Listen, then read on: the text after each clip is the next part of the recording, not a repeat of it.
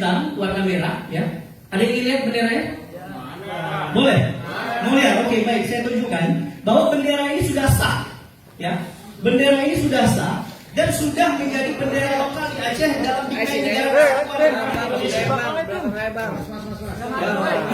Jadi bendera ini adalah bendera lokal Aceh yang sudah sah dan sudah disahkan oleh DPRA dan Gubernur Aceh. Jadi pemerintah pusat tidak usah khawatir. Dan ini adalah bendera lokal kebanggaan dalam bingkai negara Kesatuan Republik Indonesia.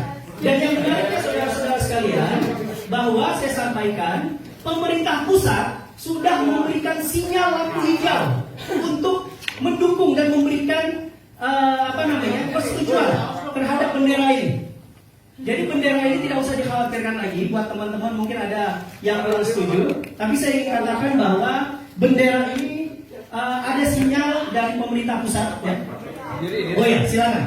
Jadi bendera ini sudah ada sinyal dari pemerintah pusat untuk menyetujui.